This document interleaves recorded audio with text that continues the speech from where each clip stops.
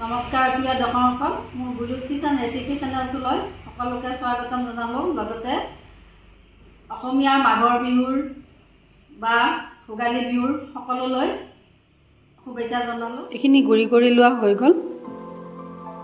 চাউলৰ পিঠাগুড়ি খুন্দাৰ পৰা পিঠা বনোৱালৈকে উৰুকাৰ দিনা কি কি আয়োজন কৰিম সকলোখিনি আপোনালোকক দেখুৱাই থাকিম। আহকচোন, ভিডিঅ'টো শেষলৈকে চাই থাকিব। এনেদৰে মই চালি ল'ম ধুনীয়াকৈ। এনেদৰে আটাখিনি চালি ল'লোঁ। এয়া আটাখিনি কৰি ল'ম। এয়া নাৰিকলখিনি ভাজি ল'লোঁ। এনেদৰে লাৰি থাকিব লাগিব। ইয়াৰ পিছত মই এয়া নাৰিকল দিলোঁ।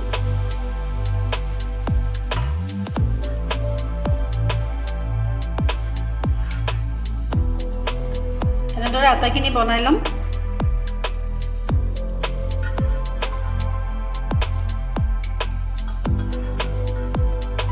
এয়া আমাৰ নাৰিকলেৰে বনোৱা পিঠা তৈয়াৰ হৈ গ'ল। এটা বিটৰ ৰসটো ল'ম কালাৰিঙৰ বাবে।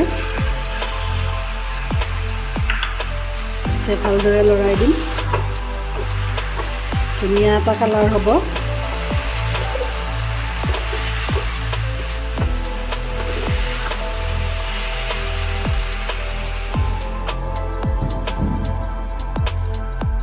চামুচ ৰিফাইন তেল দিলোঁ।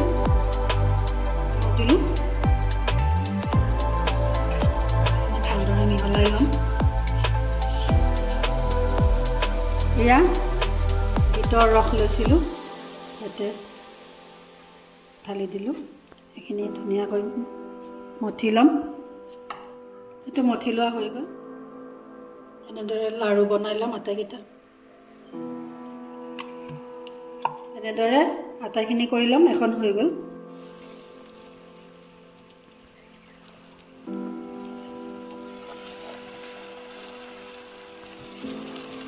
বিটৰ ৰঙেৰে বনোৱা লুচি তৈয়াৰ হৈ গ'ল। এয়া কফি কেকত কেক বনালোঁ।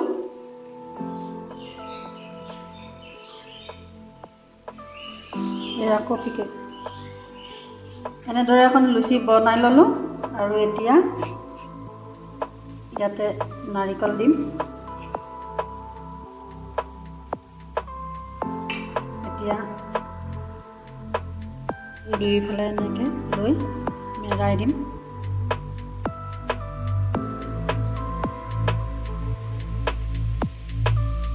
এনেদৰে হাতেৰে মেৰাই দিব পাৰি। এনেদৰে এটা আঙুলিৰে এনেকৈ ডিজাইন দিব পাৰি।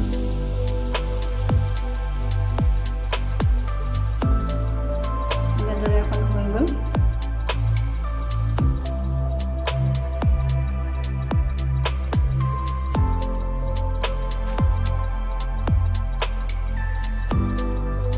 এনেদৰে আটাখিনি বনাই ল'লোঁ। তেলটো গৰম হৈছে, ৰিফাইন তেল।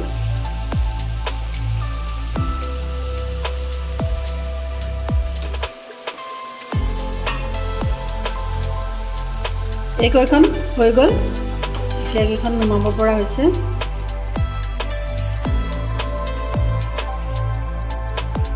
এতিয়া থৈ দিলোঁ।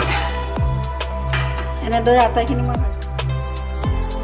আটাখিনি পিঠা বনাই ল'লোঁ। এয়া আনাৰকলি বনোৱা পিঠা হৈ গ'ল। এয়া গুড় দি পায়স বনালোঁ।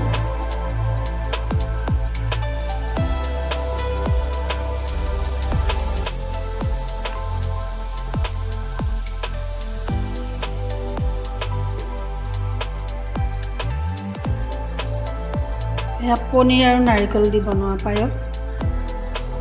এয়া গাজৰৰ হালোৱা গাখীৰ দি বনাইছিলোঁ।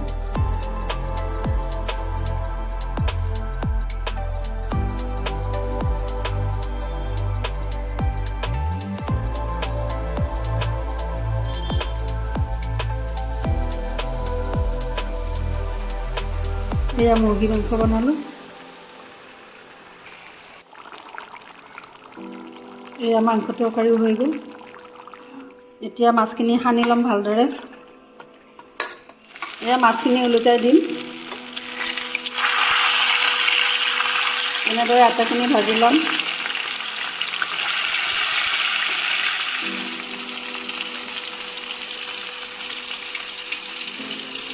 আৰু মাছখিনি ভাজি লোৱা হৈ গ'ল।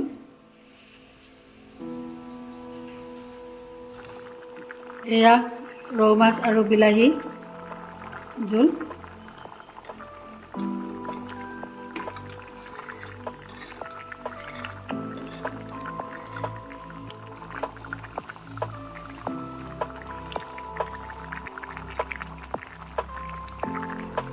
পোলাও হৈ গ'ল, প্ৰেছাৰ কুকাৰতে বনাইছিলোঁ।